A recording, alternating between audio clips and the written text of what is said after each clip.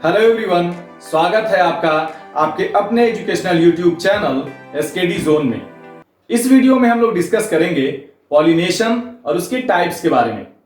तो जैसा कि पिछले वीडियो में हम लोगों ने पॉलिनेशन के डेफिनेशन को बहुत ही डिटेल में डिस्कस किया था, वहां पे डायग्राम भी बना करके बताया गया था, तो वहां पे बहुत ही आसानी से आप लोगों को समझ में आ गया होगा। लेकिन यहाँ पे फिर से एक बार याद कर लेते हैं कि वास्तव में परागण या पॉलिनेशन कहते किसे हैं। तो सीधा सा है कि transfer of pollen grains from anther to stigma, यानी किसी भी पराग कोश से निकले हुए पराग कण का स्थानांतरण वर्तिकाग्र पर होना, इसी प्रक्रिया को क्या कहते हैं? परागण कहते हैं या पॉलिनेशन कहते हैं। क्लियर? अब यहां पे हम लोग डिस्कस करेंगे इसके टाइप्स के बारे में, यानी कि कितने प्रकार के होते हैं परागण या पॉलिनेशन। तो यहां देख रहे हैं आप दो प्रकार लिखे गए हैं, सेल्फ पॉलिनेशन और क्रॉस पॉलिनेशन। यानी कि कह सकते हैं कि परागण मुख्यतः कितने दो प्रकार के होते हैं, एक होता है सेल्फ पॉलिनेशन और दूसरा होता है क्रॉस पॉलिनेशन। हिंदी क्या हो जाएगा? स्वपरागण, और इसका हो जाएगा क्रॉस पॉलिनेशन का पर परागण। ठीक, तो सबसे पहले समझते हैं सेल्फ पॉलिनेशन को यानी स्वपरागण को। तो सीधा सा है कि जब किसी पुष्प के एंथर से निकले हुए पॉलन ग्रेन का स्थानांतरण उसी पुष्प के स्टिग्मा पर या उसी पौधे के किसी अन्य पुष्प के स्टिग्मा पर होता है तो उसे सेल्फ पॉलिनेशन कहते हैं, यानी स्वपरागण कहते हैं। फिर से समझिएगा, दो कंडीशन यहां बताया जा रहा है कि जब किसी भी पुष्प के या किसी भी फ्लावर के एंथर या पराग कोश से निकले हुए पराग कण या पॉलन ग्रेन का स्थानांतरण उसी फ्लावर या उसी पुष्प के स्टिग्मा पर हो या उसी पौधे के सेम पौधे के किसी अन्य पुष्प के किसी अन्य फ्लावर के स्टिग्मा पर हो, तो इस प्रकार के पॉलिनेशन को कहते हैं सेल्फ पॉलिनेशन। क्लियर? अब ये दो कंडीशनों के आधार पे दो प्रकार के हो जाते हैं सेल्फ पॉलिनेशन यानी स्वपरागण। कौन से कंडीशन थे?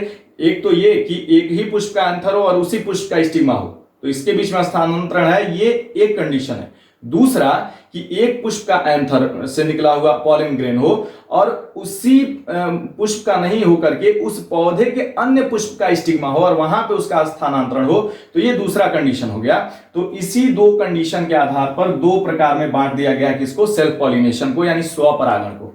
ठीक, जिसमें पहला है यानी कि स्वपरागण भी अब दो प्रकार में हो गया, जिसमें पहला क्या है?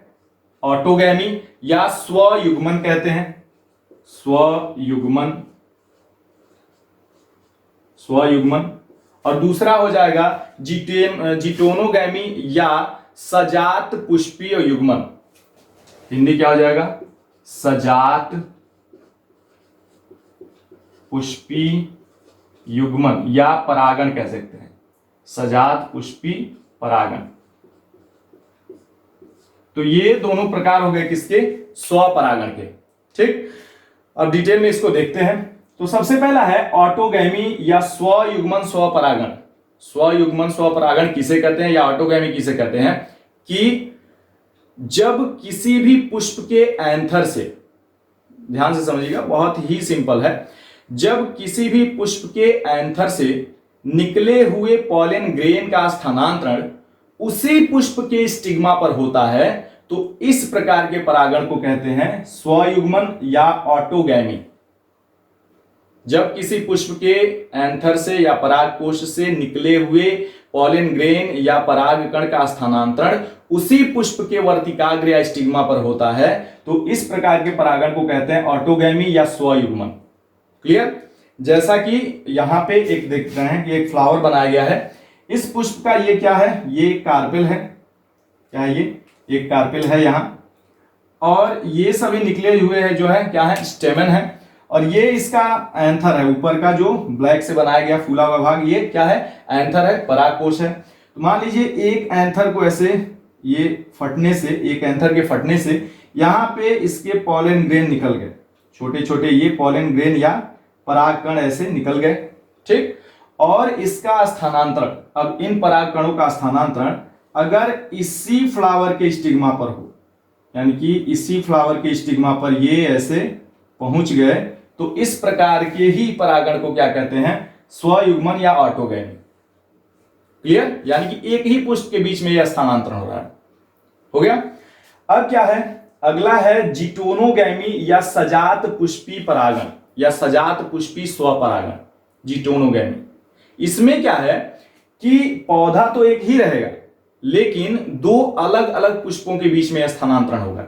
जैसे क्या कह सकते हैं कि जब एक एंथर से निकले हुए पराग कणों का, या कह सकते हैं किसी एक पुष्प के एंथर से निकले हुए पॉलन ग्रेन का स्थानांतरण उसी पौधे के किसी अन्य पुष्प के स्टिग्मा पर होता है, तो इस प्रकार के परागण को क्या कहते हैं, जिटोनोगैमी या सजात पुष्पी परागण। फिर से समझिए कि जब किसी पुष्प के एंथर से निकले हुए पॉलन ग्रेन का स्थानांतरण उसी पौधे के किसी अन्य पुष्प के स्टिग्मा या वर्तिकाग्र पर होता है, तो इस प्रकार के परागण को कहते हैं जिटोनोगैमी या सजात पुष्पी परागण। जैसे फिगर से समझ सकते हैं कि मान लीजिए ये एक ही पौधा है, देखने से लग रहा है एक ही पौधे में दो पुष्प खिले हुए हैं, दो फ्लावर हैं।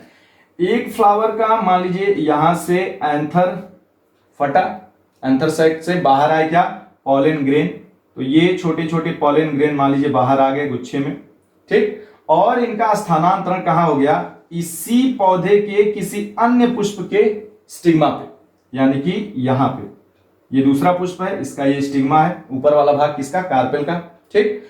तो देख रहे हैं कि दूसरे पुष्प के एंथर से निकले हुए पॉलन ग्रेन का स्थानांतरण किसी अन्य पुष्प के स्टिग्मा पे हुआ, लेकिन वो अन्य पुष्प कौन सा है, उसी पौधे का पुष्प है, यानी कि पौधा सेम है और पुष्प अलग अलग हैं। तो इस प्रकार के परागण को क्या कहते हैं, जिटोनोगैमी या सजात पुष्पी परागण। तो ये दोनों प्रकार थे किसके, सेल्फ पॉलिनेशन के। क्लियर। तो इसी को यहां पे इंग्लिश में बहुत ही शॉर्ट में लिखा गया है कि ऑटोगैमी क्या है, एक प्रकार है किसका, सेल्फ पॉलिनेशन का, जिसमें क्या है, transfer of pollen grains from anther to stigma. देखिए ये लाइन तो सब में आएगा क्योंकि इसी को तो कहते हैं परागण या पॉलिनेशन, कि transfer of pollen grains from anther to stigma. उसके बाद जो कंडीशन आएगा वही डिसाइड करेगा कि इस प्रकार का परागण है। ऑफ सेम फ्लावर, यानी एंथर टू स्टिग्मा का जो ट्रांसफर हो रहा है, एंथर से निकले हुए पॉलन ग्रेन का स्टिग्मा पे जो ट्रांसफर हो रहा है वो कैसे फ्लावर में, सेम फ्लावर में हो रहा है। एक ही पुष्प के पॉलन ग्रेन का स्थानांतरण उसी पुष्प के स्टिग्मा पर हो रहा है, तो इस प्रकार के पॉलिनेशन को कहते हैं ऑटोगैमी। क्लियर। अगला जो दूसरा यहां लिखा गया था जिटोनोगैमी, वो लिखा क्या गया है, देखिए वो लाइन सब में कॉमन है, transfer of pollen grains from anther to stigma of different flowers of same plant, यानी कि एक ही पौधे के दो अलग पुष्पों के बीच में ट्रांसफर हो रहा है। कैसा ट्रांसफर, पॉलन ग्रेन का स्टिग्मा के ऊपर, ठीक। तो इस प्रकार के परागण को क्या कहते हैं, जिटोनोगैमी या सजात पुष्पी परागण। क्लियर। तो ये दोनों प्रकार थे किसके, सेल्फ पॉलिनेशन के। उम्मीद है कि क्लियरली समझ में आ गया होगा। अब चलते हैं किधर, क्रॉस पॉलिनेशन की तरफ, यानी पर परागण की तरफ।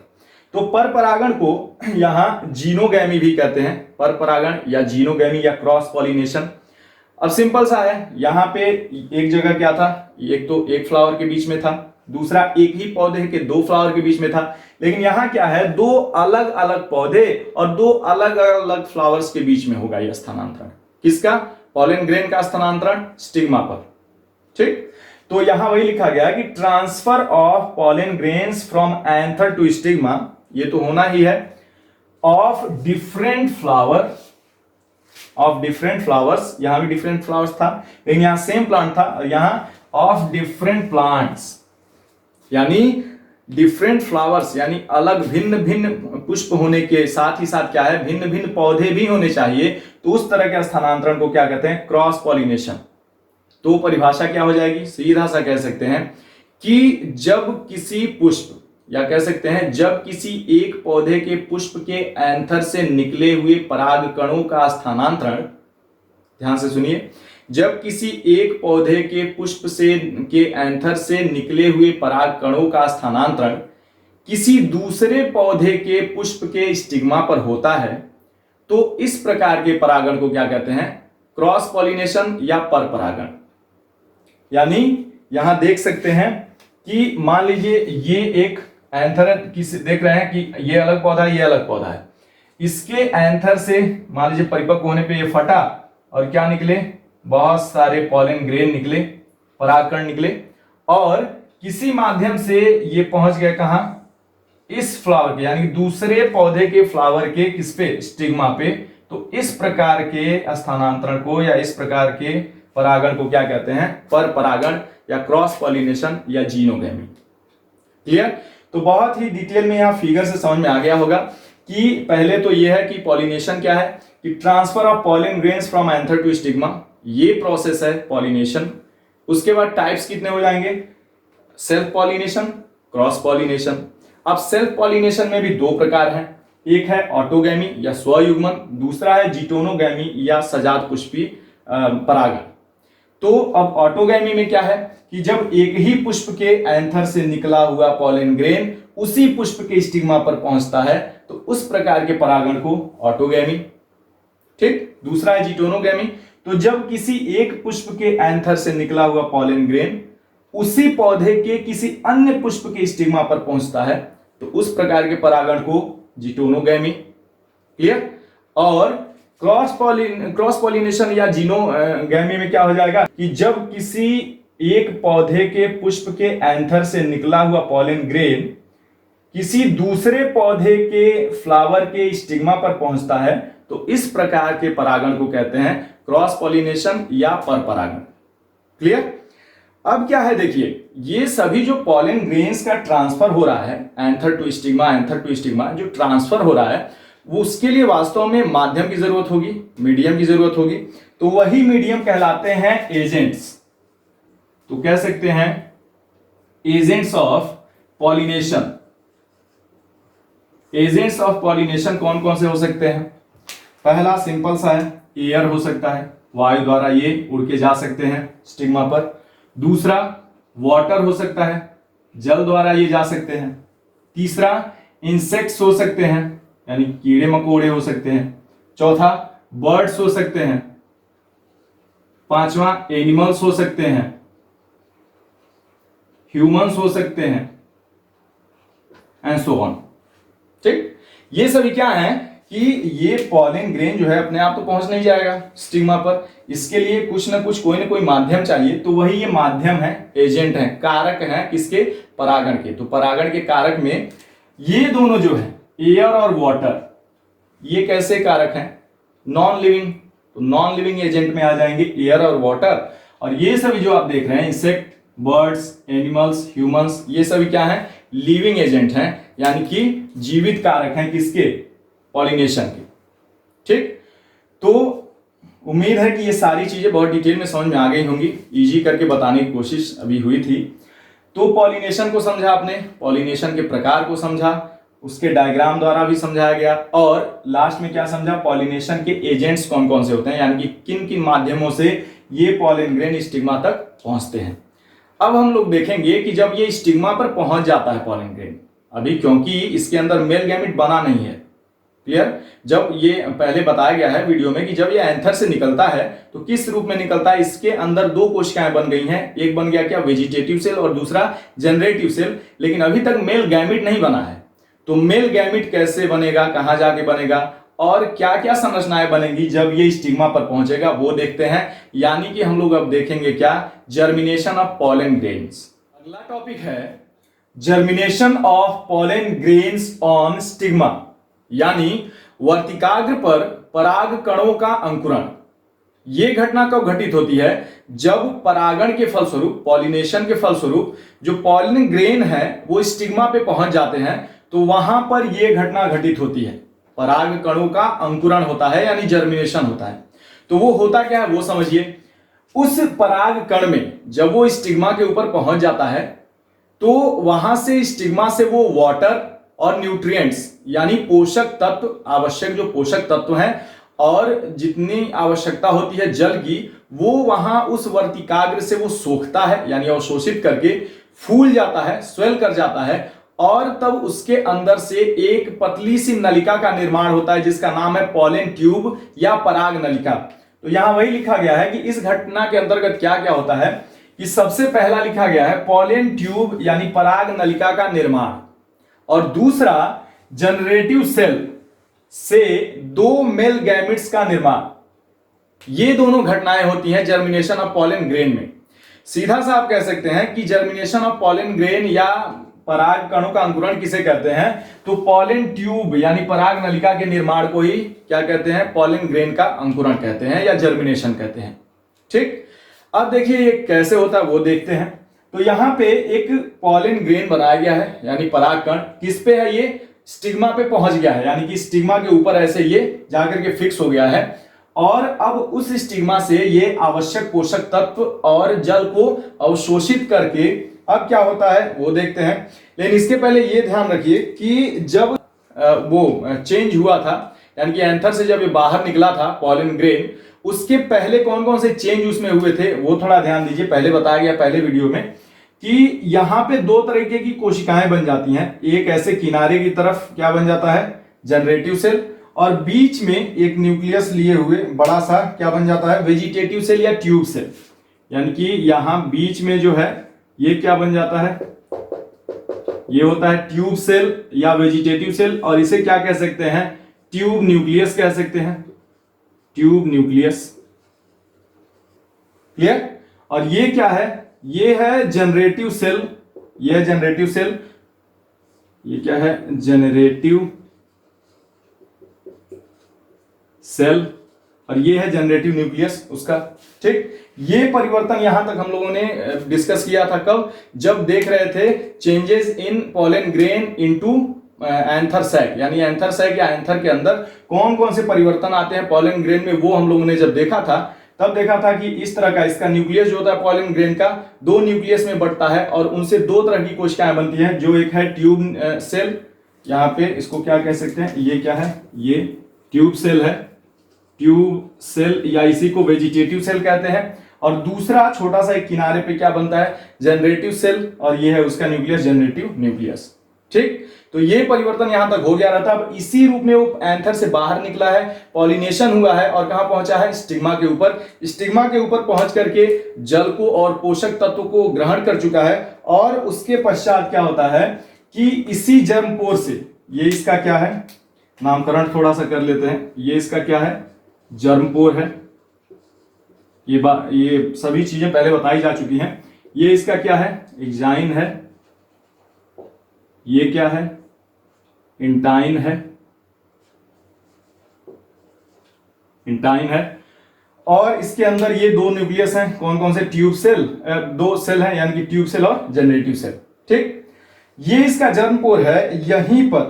यहीं पर क्या होता है कि इसके जो पॉलन ग्रेन है उसके साइटोप्लाज्म में थोड़ा सा उभार आता है, और इसी जर्मपोर से होते हुए वो उभार बाहर की तरफ ऐसे मूव कर जाता है, यानी बाहर की तरफ एक उभार लेकर के निकल जाता है। वास्तव में यही क्या बनना है, पॉलन ट्यूब, यानी कि ये क्या कह सकते हैं कि पॉलन ट्यूब का निर्माण शुरू, यानी कि ये जो उभार अभी निकला हुआ है वहां से, ये वास्तव में पॉलन ट्यूब का ही निर्माण हो रहा है। ठीक, तो ये एक स्टेप है। ये कब हो रहा है, स्टिग्मा के ऊपर सारी चीजें हो रही हैं घटित। तो अब क्या है, अगले स्टेप में क्या होगा, यही जो उभार है वो धीरे धीरे करके वहां से पोषक तत्वों को और जल को सोखता जाएगा वर्तिकाग्र से, और ये धीरे धीरे आगे बढ़ता जाएगा, कहां, वर्तिका के अंदर, यानी स्टिग्मा पे ये धीरे धीरे स्टाइल की ओर बढ़ता जाएगा। स्टिग्मा से लेकर के स्टाइल की ओर, अंदर की ओर बढ़ना शुरू करेगा। किधर, ओव्यूल की ओर, यानी कि क्या कह सकते हैं, ओवरी की ओर, नीचे की ओर बढ़ना शुरू करेगा। यानी कि अगले स्टेप में क्या होगा कि ये उभार जो है थोड़ा सा और ग्रो करेगा, यानी कि ये कुछ ऐसे हो जाएगा, इतना बड़ा। और एक परिवर्तन ये हुआ, यानी कि पॉलन ट्यूब जो है वो अब निर्मित होना शुरू हो गया, वो लंबा सा उभार बन गया। उसी बीच क्या होता है कि ये जो दिख रहा है जनरेटिव सेल में या इसके न्यूक्लियस में कह सकते हैं, क्या होता है, माइटोटिकली डिवाइड होते हैं, ये समसूत्री रूप से ये विभाजित होते हैं, और उसके फलस्वरूप क्या होता है, 2 मेल गैमेट का निर्माण होता है। यानी कि यहां पर 2 मेल गैमेट का निर्माण होता है और वो दोनों मेल गैमेट इसी ट्यूब में आ जाते हैं। ठीक, और उसी के साथ ही साथ ये ट्यूब न्यूक्लियस जो दिख रहा है, ये ट्यूब न्यूक्लियस, उसके पहले सबसे आगे ट्यूब न्यूक्लियस आ जाता है यहां। यानी कि ये क्या कह सकते हैं, ये दोनों क्या हैं, ये हैं मेल गैमेट्स जो कि 2 हैं। कहां से बने हुए हैं, जनरेटिव सेल के माइटोटिकली डिवाइड होने से, समसूत्रीय रूप से विभाजित होने से। और ये क्या है, ये है ट्यूब न्यूक्लियस या वेजिटेटिव न्यूक्लियस लिख सकते हैं। ये इसके आगे आगे चलता रहता है। ठीक, और अब क्या होता है अगले स्टेप में, अगले स्टेप में क्या होता है, ये जो पॉलन ट्यूब है, ये जो पॉलन ट्यूब है, ये पूरी तरीके से वृद्धि कर चुका होता है, यानी कि लगभग ओवरी के पास पहुंच चुका होता है। ये यहां तक वृद्धि कर चुका होता है और उस समय ये दोनों मेल गैमेट यहां पहुंच चुके होते हैं और जो ट्यूब न्यूक्लियस है वो धीरे धीरे करके डिसअपीयर होना शुरू कर देता है। यानी कि कह सकते हैं कि ओवरी के अंदर जो ओव्यूल है, उस ओव्यूल के अंदर प्रवेश ये करेगा कौन, पॉलन ट्यूब, क्योंकि इसका काम ही है, पॉलन ट्यूब का काम ही है मेल गैमेट को कहां तक ले जाना, फीमेल गैमेट तक। इसके पहले हम लोग जब पहले चैप्टर में पढ़ रहे थे तो वहां हम लोगों ने डिस्कस किया था जो एक एनाइसोगैमेट्स होते हैं यानी हेटेरोगैमेट्स जो होते हैं, उसमें से मैक्सिमम जो मेल गैमेट होते हैं वो कैसे होते हैं, मोटाइल होते हैं। लेकिन वहां बताया गया था कि जो हायर प्लांट्स है या एंजियोस्पर्मिक प्लांट्स जो हैं उसके जो मेल गैमेट होते हैं वो नॉन मोटाइल होते हैं। तो ये नॉन मोटाइल हैं, वो किसके द्वारा जाते हैं, वो पॉलन ट्यूब के द्वारा कहां जाते हैं, फीमेल गैमेट के पास स्थानांतरित होते हैं, ट्रांसफर होते हैं। तो यहां ये चीजें समझ में आ गई होंगी, वहां बताया गया था कि जब पॉलन ट्यूब को बताया जाएगा तो ये सारी चीजें क्लियर हो जाएंगी। ठीक, तो ये पॉलन ट्यूब धीरे धीरे बढ़ता जा रहा है। क्यों बढ़ता जा रहा है, इसको पहुंचना है कहां, फीमेल गैमेट जहां पे है, कहां पे है, एम्ब्रियो सैक के अंदर। एम्ब्रियो सैक कहां है, ओव्यूल के अंदर, यानी कि ओव्यूल के अंदर प्रवेश करने तक ये बढ़ता ही जाएगा पॉलन ट्यूब। ठीक, तो जो ही पॉलन ट्यूब बढ़कर के अब ओव्यूल के अंदर प्रवेश करने ही वाला होता है, उसी समय ये ट्यूब न्यूक्लियस क्या करता है, डीजनरेट हो जाता है यानी नष्ट हो जाता है। ठीक, तो यानी कि पहले स्टेप में क्या हुआ फिर से देख लेते हैं। पहले स्टेप में जो ये थे जनरेटिव सेल थे और ट्यूब सेल थे, वो तो अपने आप ही पड़े रहे वहीं पे, लेकिन उसके साइटोप्लाज्म में जो पॉलन ग्रेन है उसके साइटोप्लाज्म में एक छोटा सा उभार आ गया, जो उभार जर्म पोर से होते हुए बाहर निकल गया। वास्तव में वही उभार पॉलन ग्रेन के निर्माण की शुरुआत है। अगले स्टेप में क्या हुआ, वह उभार बढ़ता चला गया, छोटा सा लंबा सा नलिका का रूप धारण कर लिया और उसी बीच क्या हुआ कि जो जनरेटिव सेल है उसमें विभाजन हुआ, समसूत्री विभाजन के तरीके का, और वो 2 मेल गैमेट का निर्माण कर दिए। और उसी बीच ये 2 मेल गैमेट जो थे उसी नलिका जैसी संरचना में आ गए, यानी पॉलन ट्यूब जो बन रही है उसमें आ गए, और जो ट्यूब न्यूक्लियस था वो भी उनके आगे आगे उसी नलिका में आ गया। ठीक, ये प्रक्रिया हुई। अगले स्टेप में क्या हुआ कि ये पॉलन ट्यूब मैक्सिमम यानी कि जितना बढ़ सकता था उतना बढ़ गया, कहां तक पहुंचने के लिए, ओव्यूल तक पहुंचने के लिए या फीमेल गैमेट तक पहुंचने के लिए। और वहां तक जब बढ़ गया यानी कि अब प्रवेश ही करने वाला है किसके अंदर, ओव्यूल या बीजांड के अंदर, उस समय तक वो वहां रहता है। नहीं तो उसके बाद जब प्रवेश करने से पहले ही क्या करता है, वो धीरे धीरे डीजनरेट कर जाता है और वहां तक जो पहुंचे हुए 2 मेल गैमेट हैं अब अंदर प्रवेश करेंगे, बीजांड के अंदर यानी एम्ब्रियो सैक के अंदर प्रवेश करेंगे और वहां पे निषेचन यानी फर्टिलाइजेशन करेंगे। ठीक, तो हम अब इसके बाद का प्रोसेस किसमें देखेंगे, फर्टिलाइजेशन में। यानी कि कह सकते हैं कि यहां तक प्री फर्टिलाइजेशन इवेंट्स खत्म हुए। लेकिन उसके पहले एक प्रश्न यहां उठता है, वो ये है कि जो पॉलन ग्रेन्स का परागण हो रहा है यानी पॉलिनेशन हो रहा है, तो जरूरी नहीं है कि एक ही वर्ग के पुष्प के एंथर से निकला हुआ पॉलन ग्रेन उसी वर्ग के वर्तिकाग्र या स्टिग्मा पर पहुंचे। यानी कि कह सकते हैं कि जो गलत वो पॉलन ग्रेन है वो भी पहुंच सकता है स्टिग्मा पर, अयोग्य पॉलन ग्रेन भी पहुंच सकते हैं स्टिग्मा पर, और योग्य भी पहुंच सकते हैं। तो इन योग्य और अयोग्य पॉलन ग्रेन यानी कि उसी ग्रुप का है या उसके अनुकूलित है स्टिग्मा के, तो वो योग्य है, और नहीं अनुकूलित है या उस ग्रुप का नहीं है तो वो अयोग्य है। तो इस अयोग्य और योग्य का चुनाव कौन करता है, तो इतना एक बात समझ जाइएगा कि स्टिग्मा के अंदर ये क्षमता होती है कि वो कंपैटिबल पॉलन ग्रेन यानी कि योग्य या उसी ग्रुप के पॉलन ग्रेन को या परागकण को पहचान लेता है जो वर्तिकाग्र है या स्टिग्मा है, और उसी के अंकुरण को फिर से प्रोत्साहित करता है। यानी कि ये जो प्रोसेस हो रहा है पॉलन ट्यूब का बनना, मेल गैमेट्स का बनना, ये सारी चीजें तभी होंगी जब वर्तिकाग्र की मंजूरी होगी, यानी कि वर्तिकाग्र उसका चुनाव कर लेगा, स्टिग्मा द्वारा उसका चुनाव हो जाएगा, तभी ये आगे की प्रक्रियाएं होंगी। अगर वो अयोग्य पॉलन ग्रेन है तो स्टिग्मा के अंदर ये क्षमता होती है कि उसको रिजेक्ट कर दे और उसके अंकुरण को या जर्मिनेशन को या पॉलन ट्यूब के फॉर्मेशन को या पॉलन ट्यूब के इलोंगेशन को रोक दे। ठीक, तो ये प्रोसेस होता है किसके, ये क्षमता होती है किसके अंदर, स्टिग्मा के अंदर। क्लियर? तो ये रहा क्या, germination of pollen grain on stigma. अब इसी के साथ, इसी टॉपिक के साथ यहां पर प्री फर्टिलाइजेशन इवेंट्स, यानी कि जो सेक्सुअल रिप्रोडक्शन का पहला स्टेप होता है प्री फर्टिलाइजेशन इवेंट्स, वो समाप्त होता है। इसके बाद क्या शुरू होगा, फर्टिलाइजेशन। ठीक, लेकिन फर्टिलाइजेशन को हम लोग अगले वीडियो में देखेंगे। इसका आप लोग एक स्क्रीनशॉट ले लीजिए। तो फिलहाल इस वीडियो में यहीं तक, अगले वीडियो में नए नए टॉपिक्स के साथ शीघ्र मुलाकात होगी।